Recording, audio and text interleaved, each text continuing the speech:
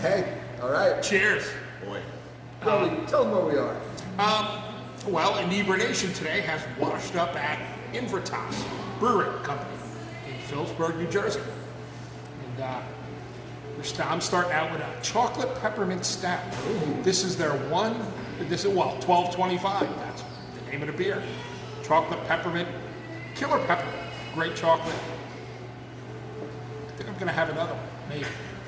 But they have so many good beers. They have a good selection. Yeah. A good selection. And we got a special co-host today. This is Aaron. Yes.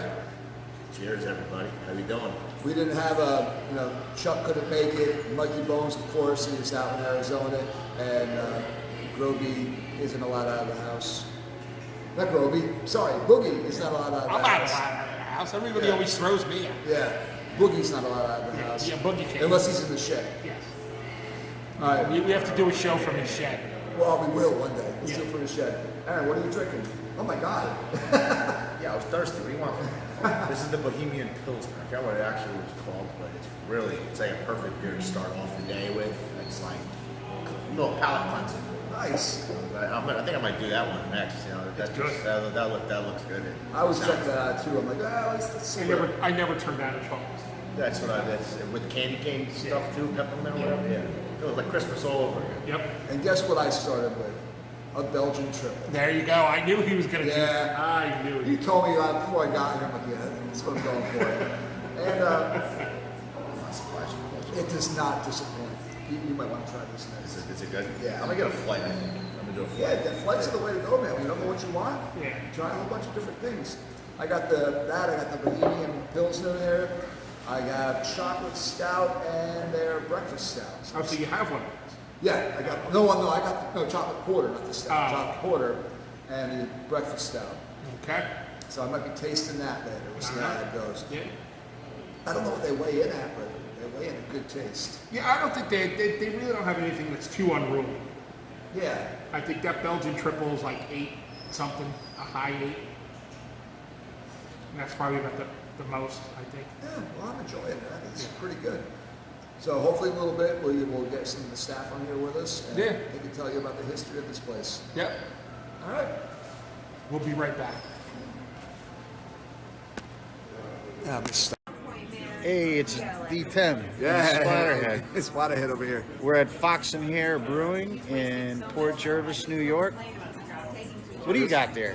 I am drinking their Saison. This is the Soaring Spirits, and it's fantastic.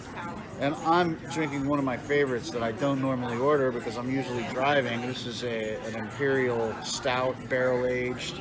This is the Night Shadow at 10%. So not too heavy, but enough that I don't order it when I'm driving. Yeah, smart. So we're just checking in, man. This is a great brewery. Anybody in Orange County should stop by. You definitely should. They have a good menu too. They have a very good menu. Lots of merch, as you can see behind me. Good food menu, good beer menu, good cocktail menu, good whiskey menu. So, cheers. It looks like they have a skull of you over here. Yes. Cheers. Hey, next weekend we're going to be at Invertase in Phillipsburg, New Jersey. That's right. We're going to be there at 12:30. The brewery opens at 1 o'clock, but if you want to swing on by, swing on by. Have some fun with us. Maybe win a prize. Yeah, right before the Broken Heroes show. Yeah. Yes. Yeah. Hey. All right, later. All right, we are drinking new stuff here, and ready to tell you about brewery that we're at. Besides what we're drinking. By the way, I got the Bohemian Pilsner here now. That's what I'm drinking. I got it too. No, I have to triple. Never mind. That's what I'm pouring today. Yeah. Not the Bohemian It's Pilsner. delicious. The Fox Pills. It was great. Perfect. All right, we'll start off. Introduce yourself. So I'm Steve Zolnay. I am one of the business owners of Invertase Brewing Company, and my business partner is also Steve Zolnay, who's our son, and he's our brewmaster. And he made the Bohemian Pilsner. He makes really good beers. Good beer.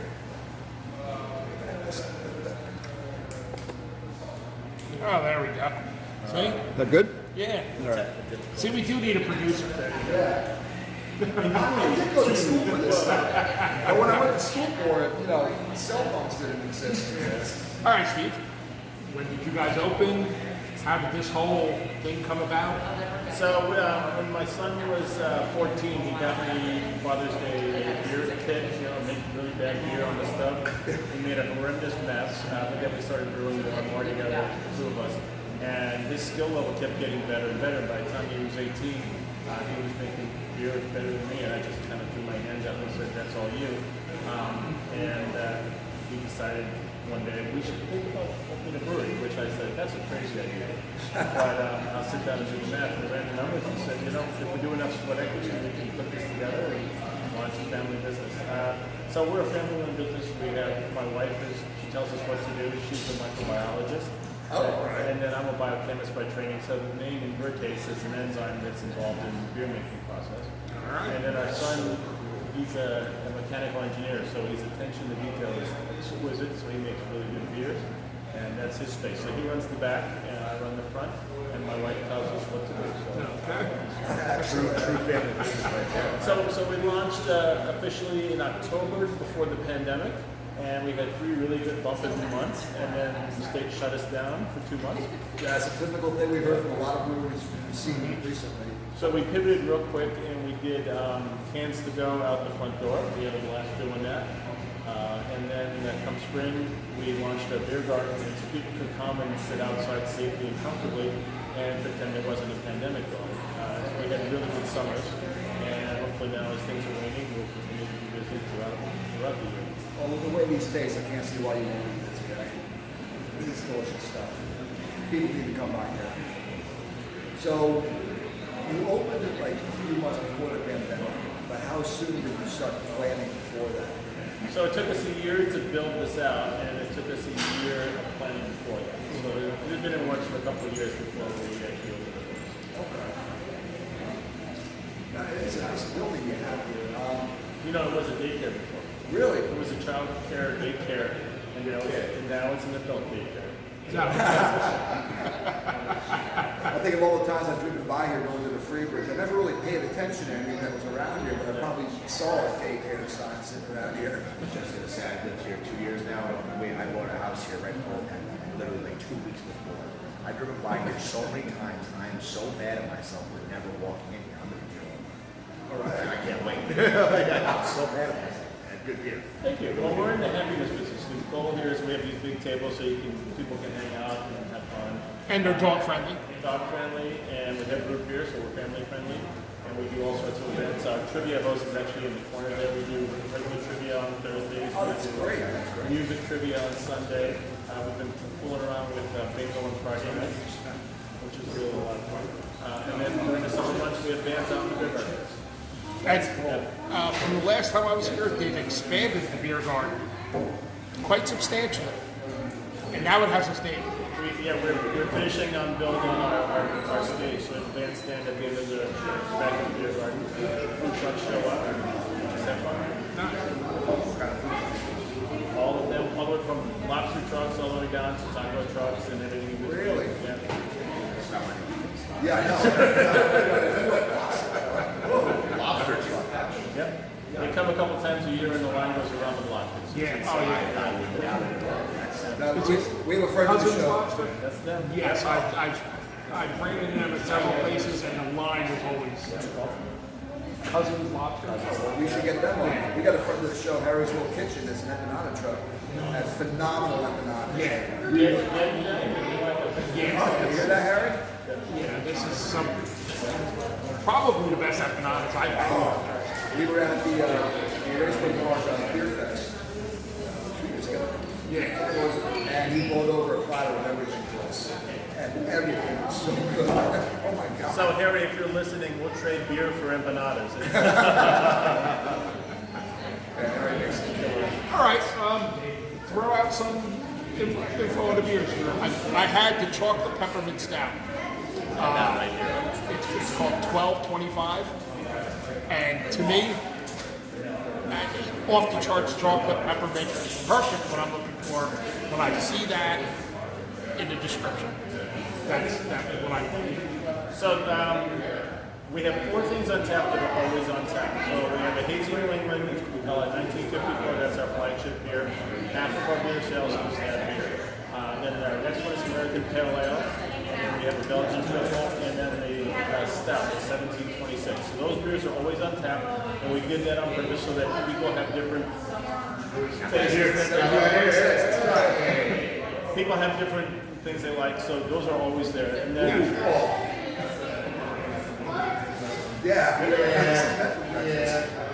The breakfast stout. And then the back end of the tap list is things that's brewmaster's whims or seasonal things. So the Christmas stout we put on every year at Christmas, and we labeled it as 1225, so that works. But we source the chocolate from the Amazon rainforest from Peru, from a family farm, and they ship up cocoa nibs to us every fall. For that beer, and then our Valentine's beer, which is our chocolate quarter, which is about to go off. So we're almost done with it. Oh, speaking of which, That, the 135. here's this. That's 135. There we go. Hey! Now I've had chocolate porters where it's either too much or you don't even notice it. This is yeah, it's perfect. Well, that's what I noticed about the 1225. You know, see a lot of chocolate stouts. Chocolate stout, yeah, we put all this chocolate in it, and you're like, no. And you're like, yeah, no. Perfect chocolate, perfect pepper. You know. I think that's where, you know, all you guys is, things that you're really good at kind of come together. You know, your son being and get what beer, knowing how much to put in. It's just like, it all comes down to science. Yeah, that's this place. It's a science brewery. Well, so my wife's a microbiologist, which means every day if there's something in the fermenter, we're pulling a sample. She takes it back to her lab in my basement, and she runs an analysis on it. And if it's bad, I don't want you to drink bad beer, so we'll know in advance. And if it's bad, she brings up the brewmaster, and he'll just turn the spigot and just dump that down the drain because we only serve good beer. So there's really no chance that you'll have a happy accident. Where you make something and you go, oh, it doesn't taste like what I want to make, but it does taste decent. Yeah, we've heard that a lot from breweries. That this beer turned out as a happy accident. And they don't make it for one time because they don't know what they did. No, our brewmaster is, if he does not make accidents, and if there's an accident, he'll never tell us, and it never comes to see the light of day. He's very good in that space. Well, it's good that you is solid in what you think. It's always going to be the same. It comes out, he says, what we pay again. It's not really going to And we are going to source, we always source good ingredients. So, for example, in the fall we do our pumpkin stout, that pumpkin has real pumpkin in it. We source it from a local farm. When we do our raspberry sour, we are from a local farm. We're getting raspberries right now. We have a coconut porter, a coconut that goes out every spring. And we're toasting coconut in our ovens for 3 days to get just the right amount of flavor to do that. I noticed you grow your own hops too. Yep, that was mostly for fun, you know, as information. But last year we had a pumpkin hop, and so we put out a beer that was American Pale Ale with lemon opposition at the end, and it was really fun because it was local, and two, it really gave it a neat earthy flavor. And people, they looked it up like crazy. It was done. That's great. You get your beer at any restaurants or bars in the area? Or? So we were in a bunch of restaurants up and down the river, but the pandemic flushed them terribly. So we got a little reluctant there. We're in a bunch of liquor stores. We're in Flemington. We're in all the urban streets up here in Phillipsburg, and we're in as well, and we're in Somerville as well. So we're slowly expanding our footprint. Somerville, we have the Village Poorhouse or the Village the Village place on Main Street. Is that where you're? No, we're in the liquor store. Oh, you're in the liquor store. No, not a restaurant. Okay. Right. I know there is there's a brewery there, and then they have a restaurant that keeps a lot of local brews from Jersey. Yeah, we're in Tipton, Stafford, just up the river, and then we're in Wayne Tap House in Wayne, New Jersey. They have a huge spread of craft beers, and they rang us up and said we need a stack of your cans. So they have us up there. That's great. We're getting phone calls now from Wayne. People calling us and say, "Hey, which liquor stores around us?" And we say, "Go to your liquor store and tell them to call me." So that's the way to go. Yeah, you got to request it. Yeah. Good. We're having fun. I mean, the idea here is this is a fun experience. You know, come have fun, drink your beer, talk to people. plenty of time. That's good. This is a great environment. Yeah, it I mean, really is. the tap room is great, and outside, when it's warm, And fire pits. yeah. Goes for his best kept secret. Yes, yeah. Let's make sure it's not a secret anymore. Not a secret anymore. Yeah, this place is fantastic. What's going on out there in the drunken world?